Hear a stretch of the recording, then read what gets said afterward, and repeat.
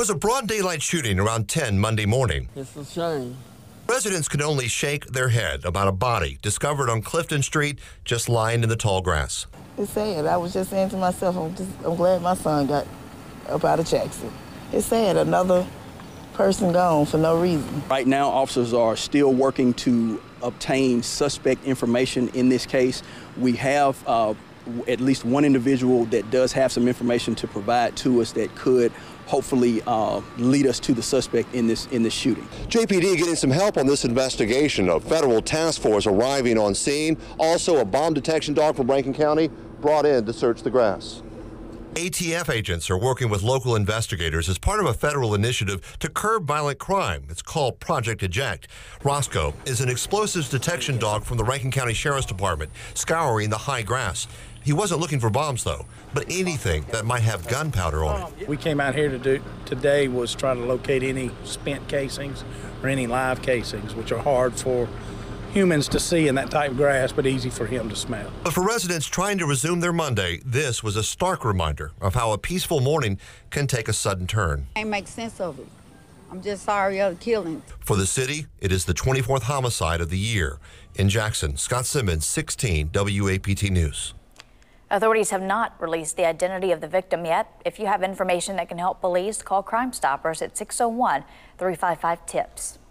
The MSU ladies are back home after a tough loss last night, but they were greeted with a warm welcome from their fans. 16 WAPT sports anchor Rob J joins us live in the studio with reaction. Rob. All right, thank you, Keegan. It is perhaps the most heartbreaking loss in the history of Mississippi sports. The Mississippi State ladies are trying to cope with last night's buzzer-beating loss in the Women's National Championship game. As you've seen by now, the Bulldogs let a 15-point lead slip away to Notre Dame, and then with 3 seconds left, Arike Ogunbowale tossed up a three-pointer at the buzzer. She hits it. Mississippi State becomes the first team to lose a women's national title game after leading by as many as 15 points.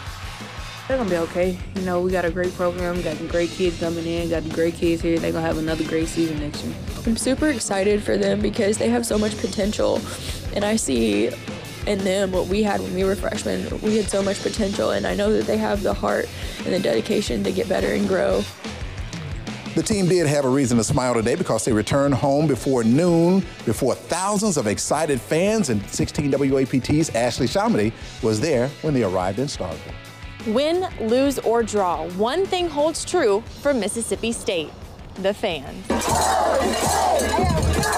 I've had a front row seat to these women for 4 years, and I could not be more prouder than all of them. They make me very happy to say I'm from Starkville. I'm a Mississippi State Bulldog. I mean, it's amazing. You know, we had the tough loss, and just knowing people still behind you, they come back and support you always. It's amazing. To have this fan base travel to Ohio and then be here when we come back home, it's not like this anywhere else. So I'm so blessed and fortunate to be surrounded by such great people. They carried us on a really thrilling ride these last few years. We've really enjoyed it. Win, lose, or tie, we will be Bulldogs until we die. Am I right? Reporting from Starkville, Ashley Shamity, 16 WAPT News. All right, thank you, Ashley. We'll have much more coming up a little bit later in sports. Keegan. Thanks, Rob. In Commitment 2018, the state's new Commissioner of Agriculture and Commerce was sworn in this morning. Andy Gibson officially took office after his swearing-in ceremony at the State Ag and Commerce Department downtown. Governor Phil Bryant appointed Gibson to succeed Cindy Hyde-Smith, who is filling out the remaining term of U.S. Senator Thad Cochran. Gibson drove his 1968 Chevy truck to his swearing-in. The 41-year-old is an attorney and Baptist pastor and has been in the State House since 2008. And Governor Bryant posted this photo with Secretary of State Delbert Hosemann. They're signing the appointment documents for Cindy Hyde-Smith to become a U.S. Senator. She'll be sworn in when the Senate returns next week. A project to connect West County Line Road with East County Line Road is underway now. The city of Jackson says it's to make the area inviting to businesses and to make it safer. 16 WAPT's Earl Arms has more on the potential impact. 1, 2, 3. On Monday morning, officials with the City of Jackson, the Federal Highway Administration, MDOT, and Tougaloo College were present for the West County Line Road groundbreaking. The Tiger Grant reconstruction project will improve West County Line Road by elevating the railroad track that currently separates it from East County Line Road. Jackson's mayor says it's a part of connecting the city and improving its infrastructure. This grant has enabled us to connect them. It's enabled us to create a road that is consistent. It enables us to create new space for economic development on County Line.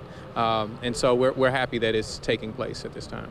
One official we talked to says this project that combines West and East County Line Road will cost around $10 million. But they said the economic impact for the city of Jackson could be in the hundreds of millions of dollars. So it's just common sense to be having East County Line and West County Line connected. Should have been done 50 years ago.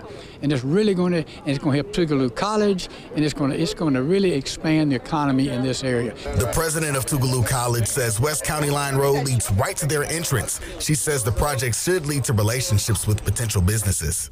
It's our land, and when businesses locate here, we can have a partnership with them that not only the businesses profit, but Tougaloo College get an investment for the use of our land for development purposes. And that goes into our endowment. Officials hope the project will be finished by November of 2019.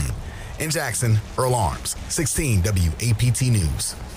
The project is funded by a grant through the Federal Highway Administration, with the funds being appropriated through MDOT.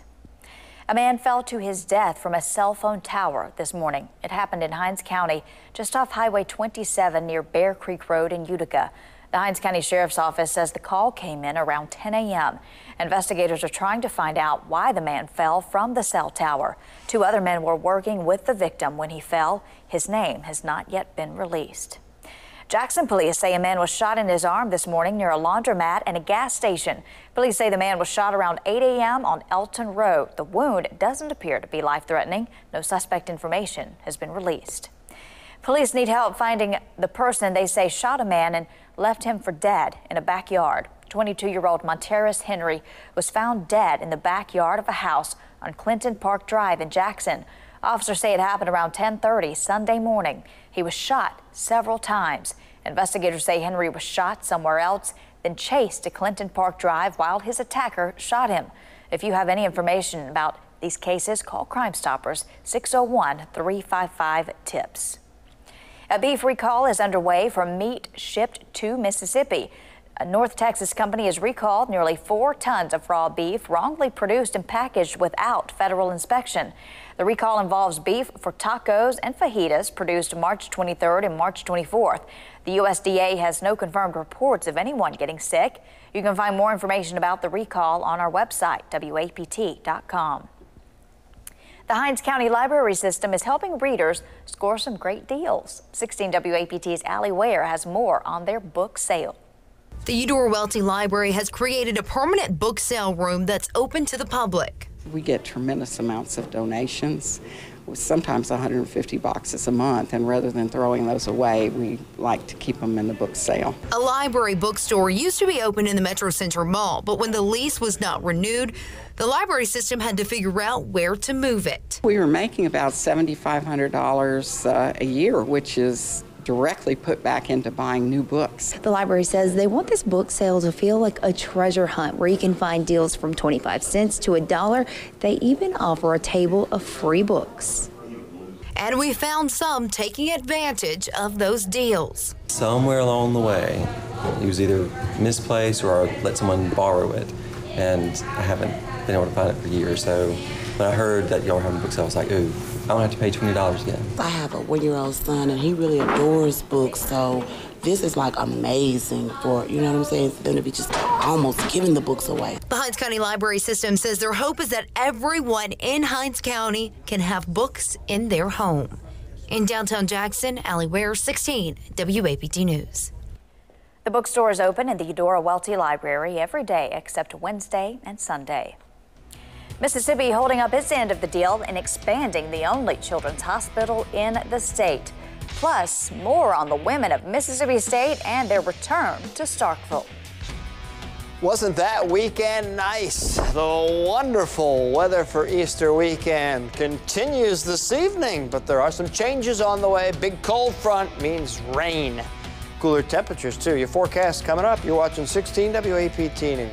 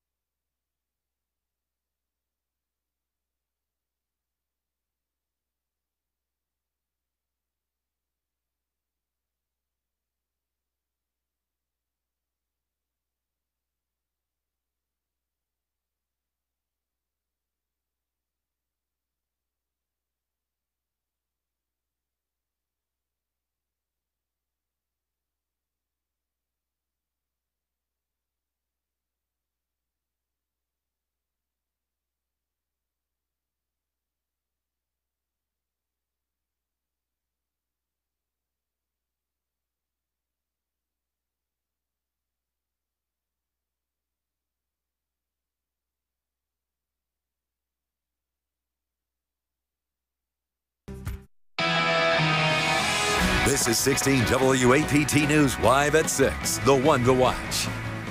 Isn't that a pretty shot? Almost looks like a painting, doesn't it? Boy, I'll tell you, that wind is going to howl tomorrow.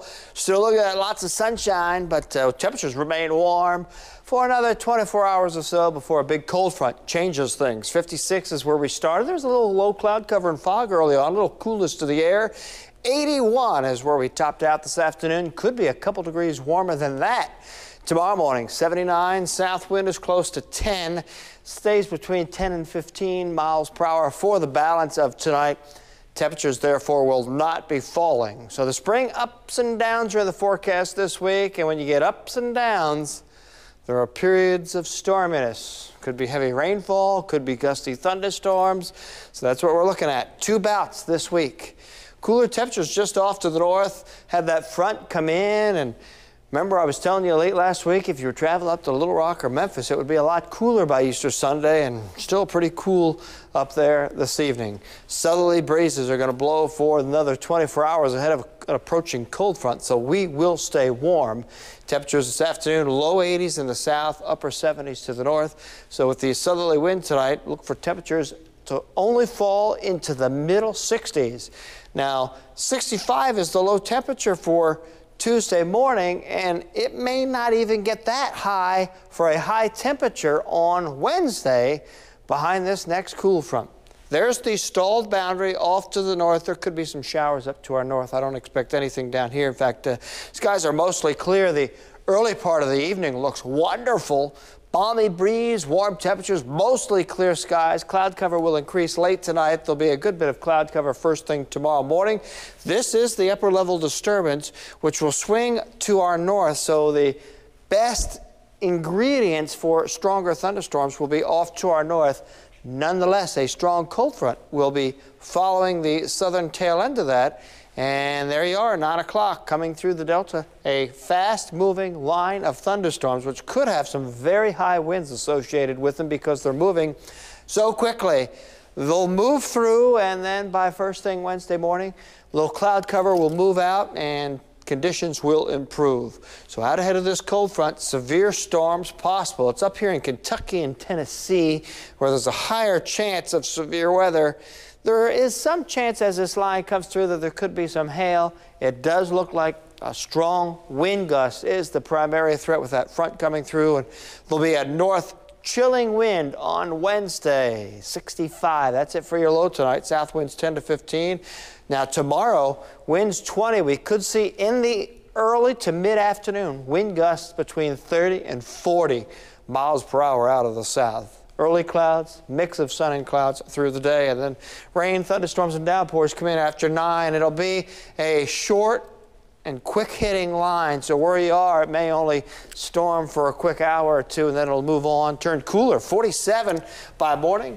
You get up on Wednesday, it'll be chilly, and the high on Wednesday, only 63. Lots of sunshine Wednesday, Thursday before a round of heavy rain comes in Friday, which could carry over into the first part of the weekend. Wow, so a little bit of warm weather, a little bit of cool weather, and then we got some rain mixed in there. You got it. A lot up and down, like yeah. I said, action in the spring. All right, thanks, David. Well, Blair E. Batson Children's Hospital getting $12 million from the state to help expand. The money was approved in a recent bond bill during the legislative session. The $12 million will be used along with the $64 million raised by Batson supporters to double the hospital size. This is going to enable us to continue to grow. We were at a point facility-wise where we couldn't keep growing. So if you think about it, over the next 5 to 10 years, we plan to add another 40 to 50 physicians at least. The hospital expansion is set to be completed in August 2020. Despite Mississippi State's tough loss to Notre Dame last night, the future of the program looks bright. Rob J is here next with sports. You're watching 16 WAPT News at 6, the one to watch.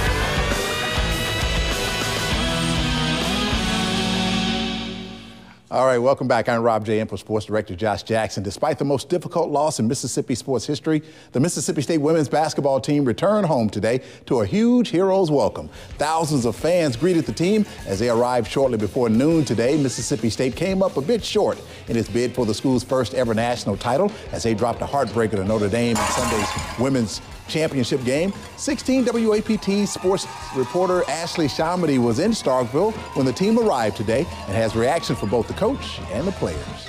37-2, that's pretty good for anybody. So I feel like, we shouldn't hold our head down. We're fine, and we got a bright future ahead of us. It was a great season. It was obviously very bittersweet, more bitter right now, but it doesn't take away anything that we did this season. We had a really great year, and to be able to grow with this senior class has been a complete blessing for me. You just got to tip your hat to the kid that made a great shot, and you congratulate Notre Dame. It was a heck of a game.